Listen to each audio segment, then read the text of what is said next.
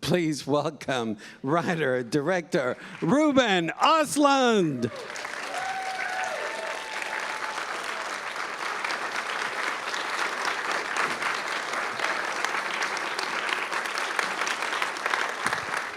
Thank you so much. Fantastic. Welcome, Ruben. What a joy to have you here. It's a great honor. I've seen the film a few times, and I love the pace of the film. And I was wondering, how was the editing process of the film, and how did you find the pace and the rhythm in the film, which is fabulous? Well, I edit myself, so it's kind of hard to try to be separated from all the experience I had from the shooting and so on. But one thing that I've started to do since I did Force Majeure, that I'm doing a lot of test screenings and sitting together with an audience and watching the film, not really asking so much questions afterwards. The producer usually asks the questions afterwards. What do you think about the title and things like that? But I like to sit with the audience and feel the rhythm and the dynamics on how it works. And I feel that for me it's a really good way of finding out, here is way too long, we have to cut down here, they lose interest here. You can feel the energy in the room. And so we did about 12 test screenings, and I participated in 5 and just sitting. And then it's through the process, because the first version of the film maybe was 1 hour longer. So it was about 4 hours? Yeah, definitely for over 4 hours. And then it's very painful to sit with an audience, the first screening you do that. But it's very interesting, because I often have a feeling of when the rhythm is not working and the pace is not working, then people tend to not like the characters.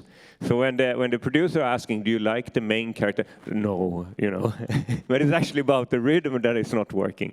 And then as soon as the rhythm starts working better and better, then people are starting to say, yeah, I like him or I like her. And so I really, for me, it's also, I try to push scenes quite far often.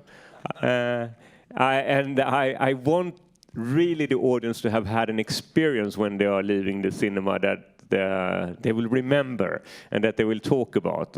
I think that is the goal for me when I make movies, that since when we go to the cinema and we share an experience, that afterwards we should have something that we need to process and need to talk about. Which leads me to the scene where the characters all get sick on the boat. It is a big turning point in the film. We are rooting for them to get their comeuppance, and you take us there. But then there's a fine line between that they've had enough, that they've been punished enough. Is that something that you found in the screenings? How did you find the middle ground between, I'm going to punish these characters, but then they've had enough? I actually wrote in the script that I wanted to push the scene so far so the audience starts to feel like, please, they have had enough.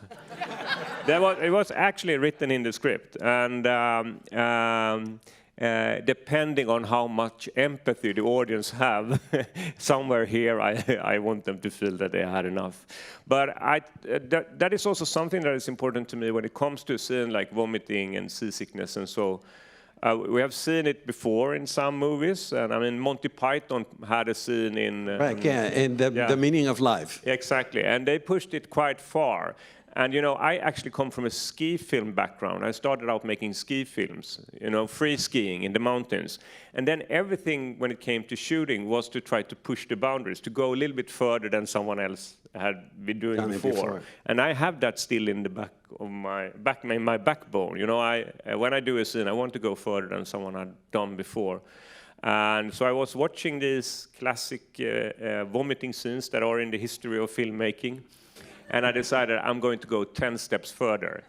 So, But at some point you do reel it back, that the characters have been punished enough. And But I don't see it as they are punished. They are unlucky. That's what happened. It's a storm and they are unlucky, they get seasick. But the reason that I wanted to do the scene from the beginning, because I was so fond of the idea that we have this Marxist, alcoholic, idealist captain on the yacht. And I just had an image that he should read socialistic messages and quote Marx and so on a luxury yacht where we have the passengers vomiting at the same time. So through the speaker system, I have to listen to these political rants at the same time they are dealing with seasickness. I just fell in love with that image. Yeah, but also I love the fact that he's arguing with the other character who's a fertilizer billionaire, and the way that they're discussing about politics is like they could be talking about sports. They're so passionate. Yeah, I'm brought up in a home where we were talking a lot of politics at home every Sunday dinner. And my mother, she became like a left-wing during the 60s, and she still is a left-wing and considers herself a socialist. And my brother became more of a, in Sweden we say at least, right-wing liberal. I would say like a Republican, like liberal, but liberal it's not the same thing in Sweden as it is here in the US, but right-wing liberal. And every Sunday dinner, there's a loud discussion about politics in my home. And I was also thinking a little bit, I mean, I was brought up during the 70s and the 80s. I was born in 74. So during the 80s, living in Sweden and looking on how the world was navigating itself through either like the socialist ideas that comes from the eastern part and liberal ideas that comes from the western part of the world. And I thought it was so interesting to go back and look at the quotes of, for example, Reagan and Thatcher. I mean, Reagan was fantastic when he was having his speeches. I was like, it was impressive to see. And he had so many fun quotes or these jokes that it was really fun to go into these things. But I also had a feeling of that politics, at least in Sweden today, it's almost that you are a fan of the left wing or you are a fan of the right wing. So and it's less about building a great society, at least in the media debate about politics. Mm-hmm. It is a little absurd that it is that way, I think. Mm-hmm. When I introduced the film, I mentioned force majeure and the square, and they all deal with power dynamics in some way or another. And I'd love for you to tell the audience about the research behind this film, because you studied sociological studies on power dynamics, and also the using beauty as a form of negotiation. Yeah, the reason that I wanted to do something that was about models and at least the fashion world, and it starts in the fashion world, was because 8 years ago when I met my wife, I got to know that she works as a fashion photographer. So I got very curious about to know something about her industry from the outside, because for me, I've always looked at that industry a little bit from the distance. And she told me so many interesting things. For example, the strategies of the fashion brands, the Balenciaga, H&M. And if you look at this, it is actually like that. If you look at the really expensive brands, then the models are really looking from above. They look really grumpy, and they look down on the consumer. And then the cheaper the brand gets, the model starts smiling. And they are like, welcome to our little group, you know, and for not that much money, you can be a part of our group. And I was looking at the study. It was a scientist that had been studying zebras on the savannah. And he was asking himself, why do the zebras on the savannah have a fur that is black and white when they are living on this sand yellow environment? Isn't it better for them if they had a sand yellow fur so they could hide? And he was trying to study the zebras, and he tried to study one zebra in a herd. And it turns out it's very hard to follow one zebra. They disappear in the herd immediately. So he sprayed a red dot on the side of a zebra, and then he could follow it. But what happened also was that it almost immediately got taken by lions. So the camouflage they have, the pattern is to hide in the herd. So like the lions and so on, as soon as they can spot one individual, they can tire it out and they can catch it.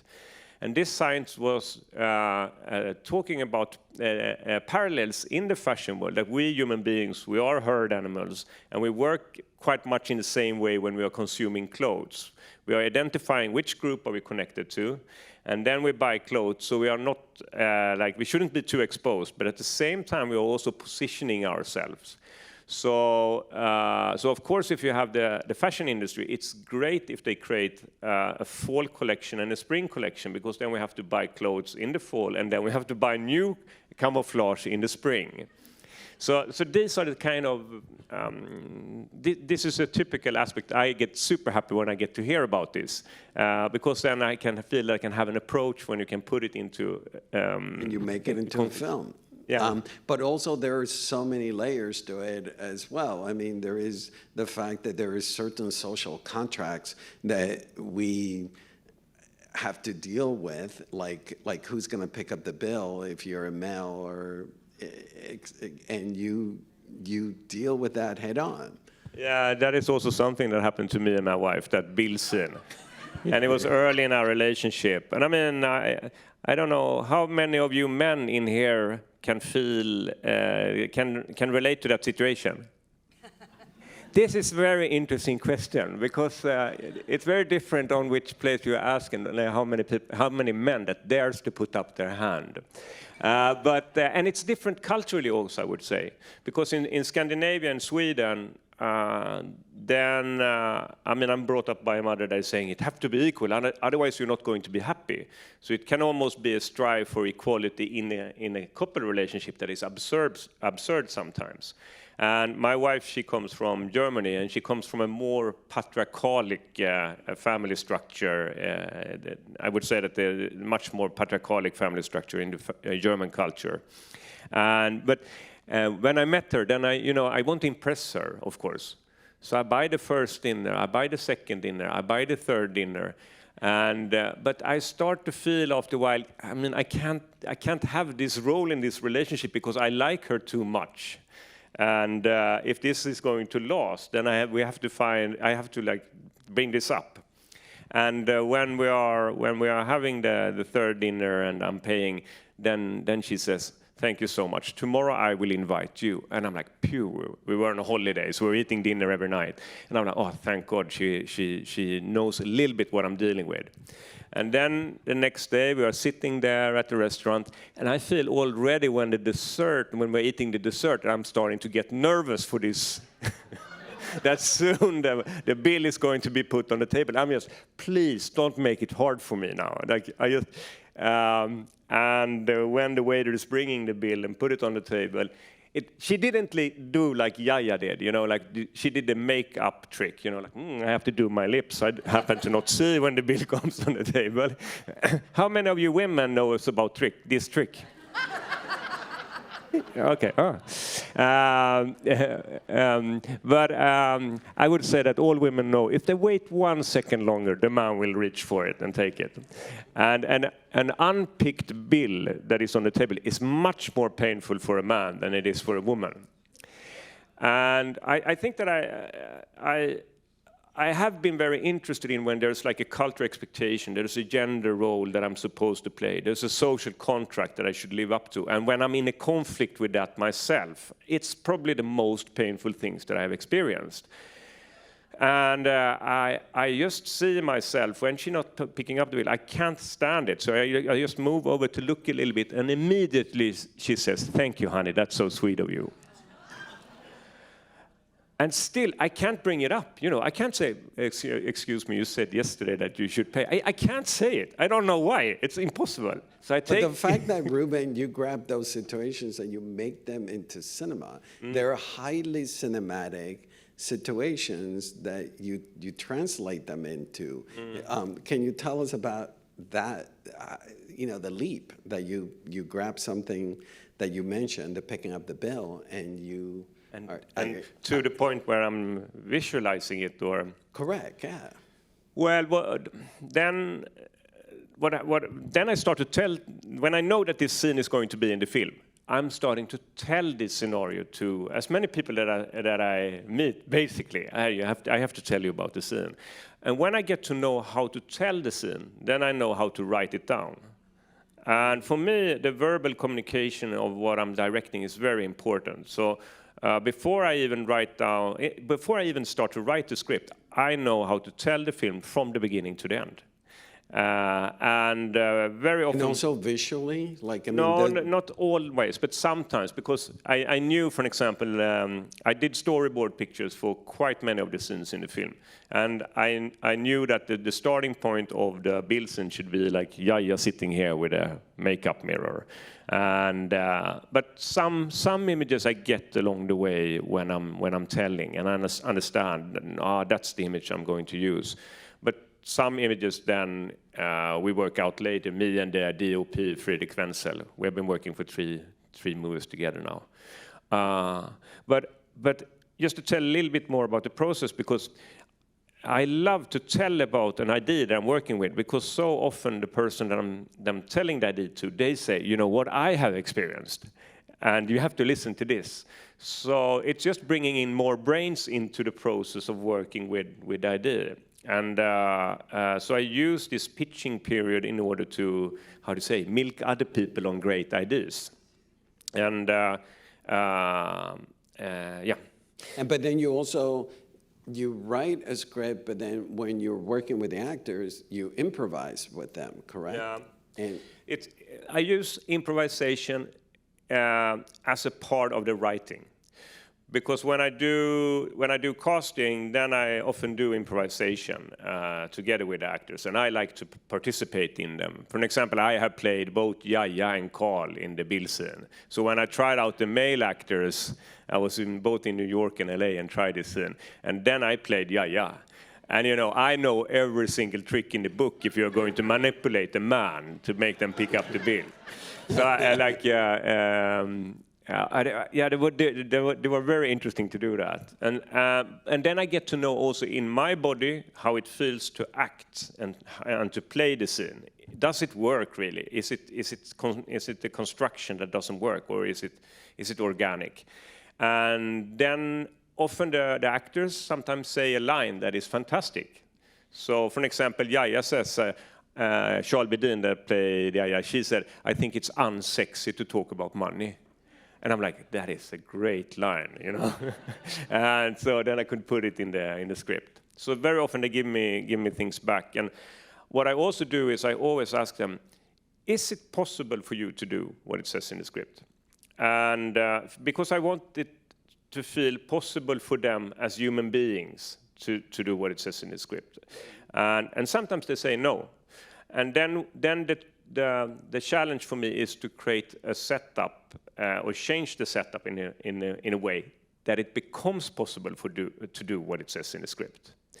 So it's like a modeling and shaping, and then So improvisation is super important for me to get the best small parts out of the core of the situation. So you have the situation with your wife that inspires the script. When at what point did you come up with the idea of taking these characters to an island and dumping them in there? Yeah, I mean, I knew that I wanted to put Carl and Yaya on the island because in the beginning of the film, Yaya says, "I'm going to be a trophy wife." And Carl says, "But what about love, you know?" And I wanted, when they get to the island and the power structures are changing. It turns everything upside down. Then so all of a sudden, Carl is becoming the trophy wife.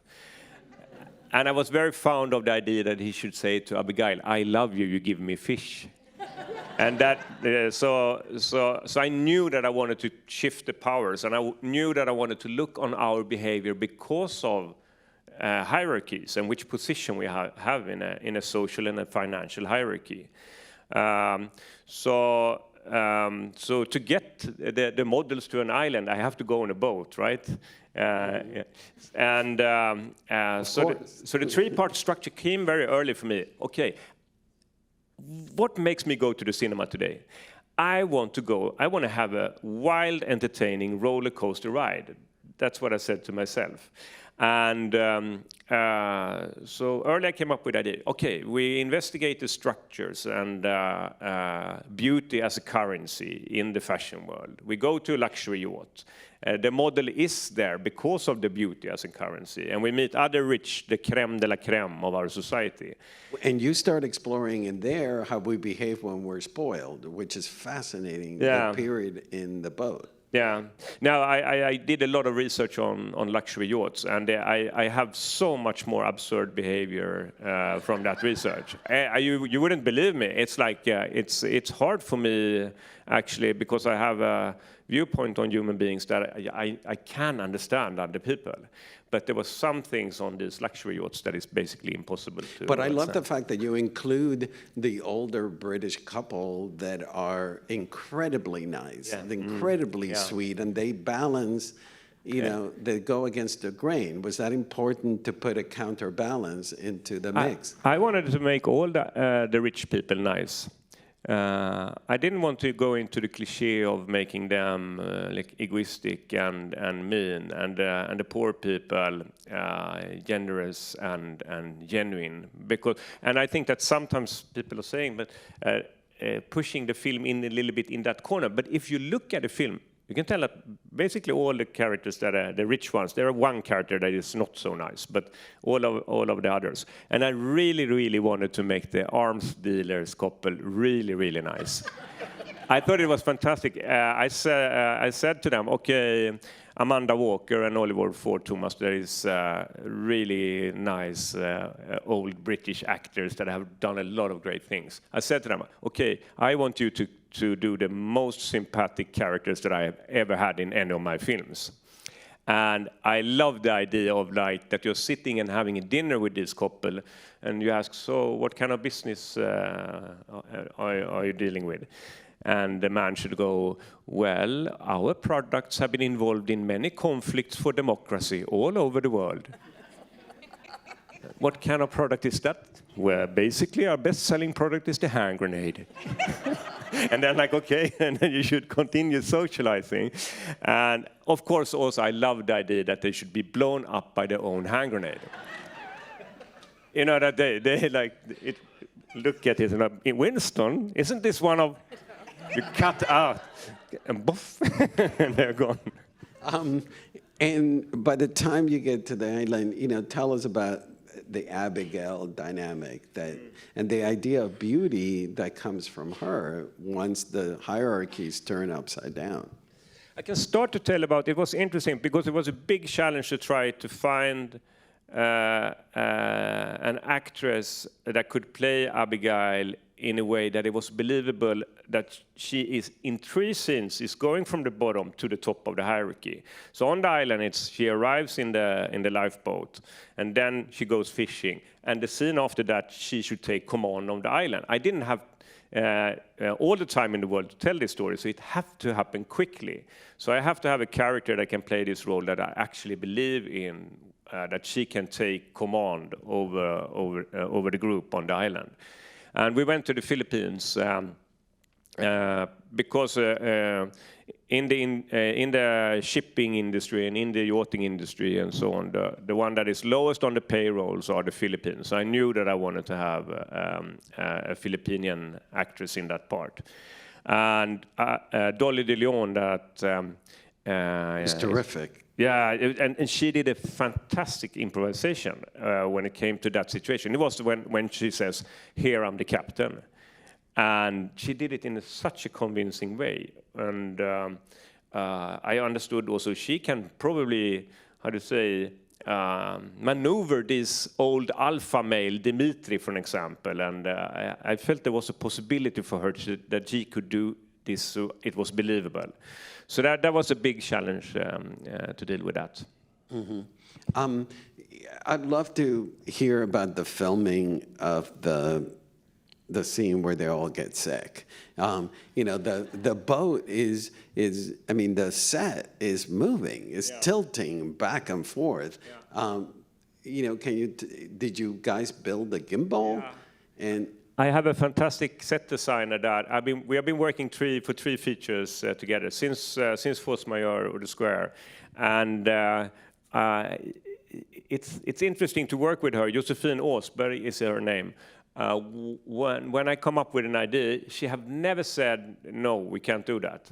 So this time I said, can we build a whole dining room of a yacht on a gimbal that we can tilt so much so the furniture starts sliding? And she said, yes, of course.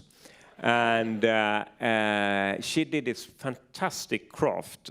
You could go like this close and look at the details in this set, and it's so well done.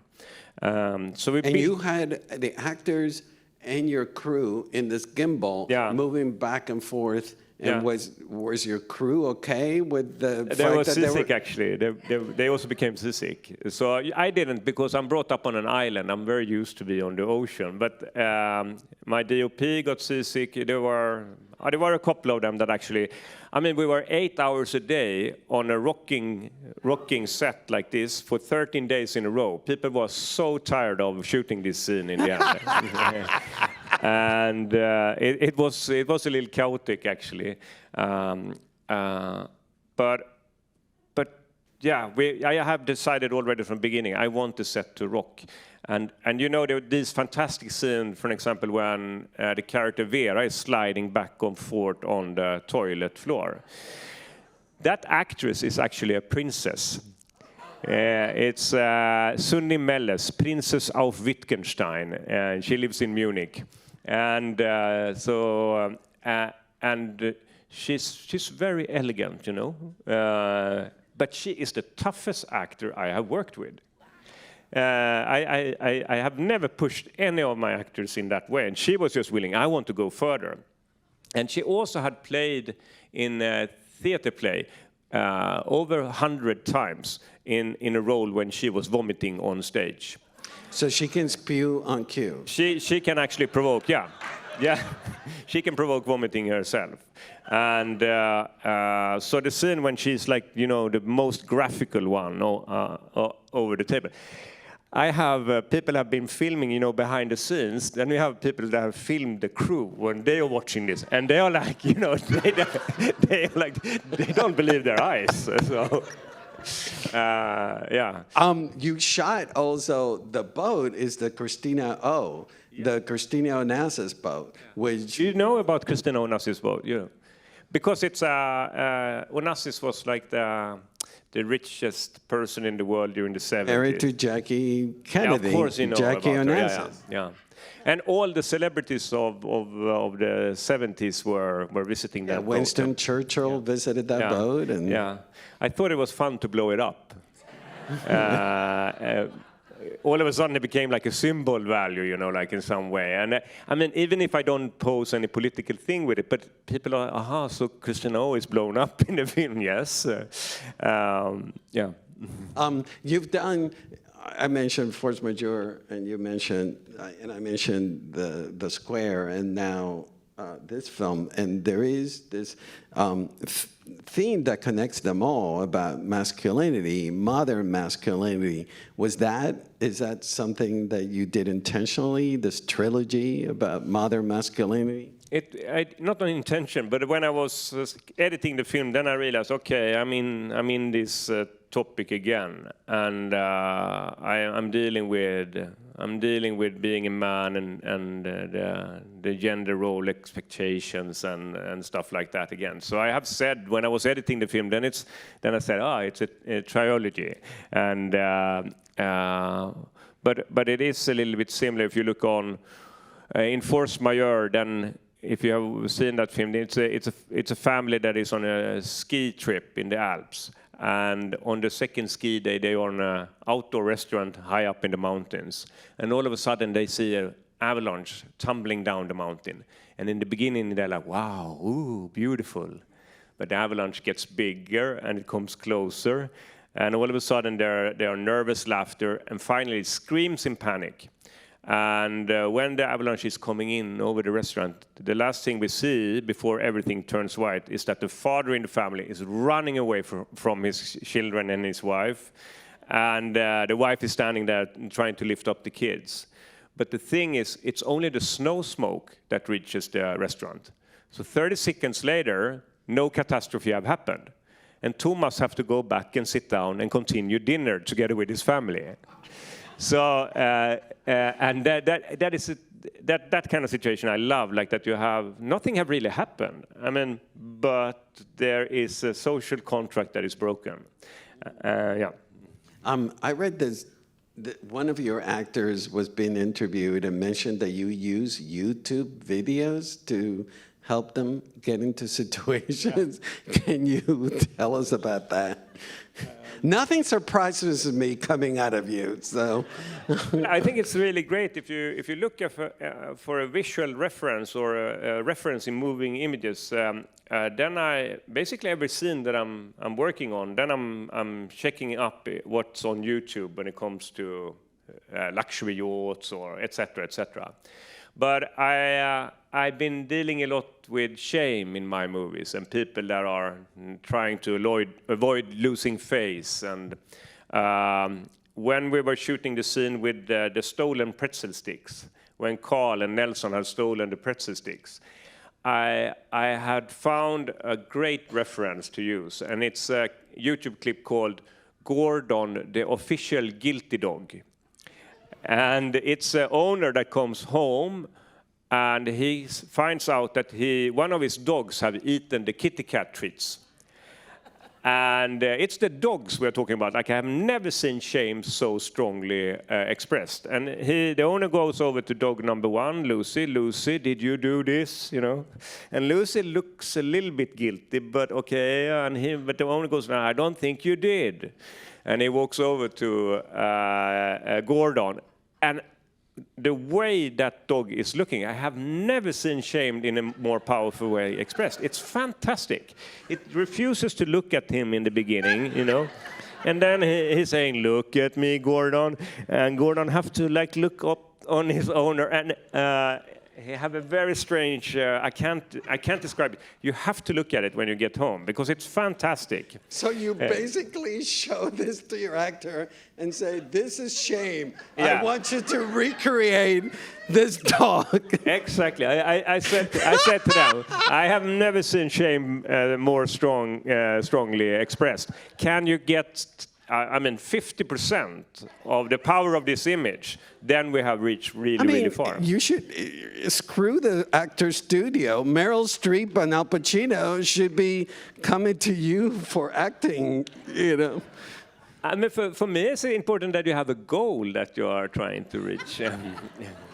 Ruben, you are a joy, amazing, and your films are incredible. Thank you for being here. Thank you for having me. Thank you so much. Thank you. Thank you.